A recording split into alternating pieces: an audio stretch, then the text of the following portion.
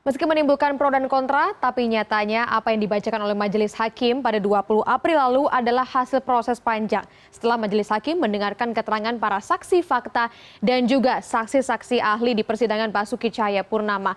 Lalu setelahnya ada beberapa langkah lagi yang harus dilewati sebelum Hakim menjatuhkan vonis bagi Ahok. Ada sejumlah istilah hukum yang disebutkan dalam persidangan yang memang sudah berlangsung sejak awal ataupun pertengahan Desember dan sudah berjalan sekitar 4 bulan lebih lamanya. Yang pertama adalah requisito. Ini adalah sebuah surat tuntutan yang dibacakan pada 20 April 2016 yang lalu.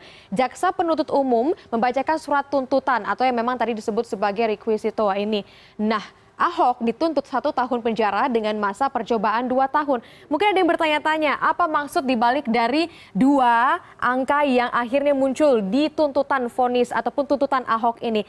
1 tahun penjara artinya dia jika memang selama 2 tahun ini, selama masa percobaan ada semacam Ahok melakukan satu tindak pidana ataupun ada catatan kriminal, maka nantinya setelah ada vonis lagi ataupun setelah ada sidang lagi, vonis Ahok akan ditambah selama 1 tahun penjara lagi. Tapi jika tidak ada ataupun selama 2 tahun Ahok tidak mendapatkan ataupun tidak ada catatan kriminal, maka hanya akan maka 1 tahun penjara ini tidak akan diberlakukan dan Ahok tidak akan dipidana dengan lama ataupun jangka waktu apapun. Nah, selanjutnya untuk pledoi, yang kedua adalah pledoi ini merupakan satu langkah hukum lagi yang dilakukan setelah tuntutan kemarin dibacakan. Pledoi rencananya akan dilakukan hari ini.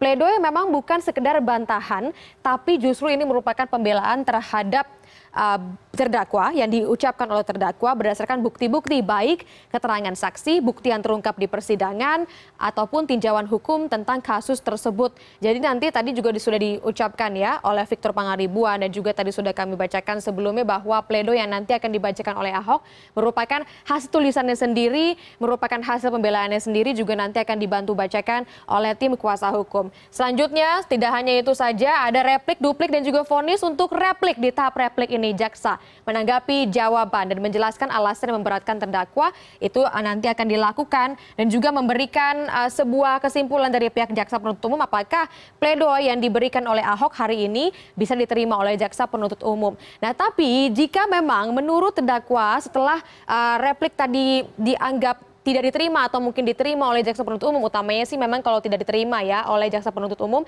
maka terdakwa bisa diberikan kesempatan untuk melakukan duplik atau kembali menanggapi replik jawaban yang disampaikan oleh penggugat. Dalam hal ini adalah yang dibacakan oleh jaksa penuntut umum ataupun pihak-pihak yang melaporkan. Selanjutnya setelah proses panjang itu akhirnya selesai dilakukan dari mulai pledoi, replik, duplik, dan nanti Hakim akan memutuskan kembali memberikan vonis yang nantinya sudah menjadi ingkrah ataupun satu ketetapan hukum. Putusan Hakim pada sidang pengadilan ini yang berkaitan dengan persengketaan di antara pihak yang maju ke pengadilan dan juga hukuman. Nah, ini yang nantinya akan menjadi satu ketentuan hukum yang memang benar-benar mengikat untuk terdakwa. Dalam hal ini adalah Ahok sebagai terdakwa kasus dugaan penodaan agama. Nah, usai jeda kami punya informasi lainnya, tetap bersama kami di Good Morning.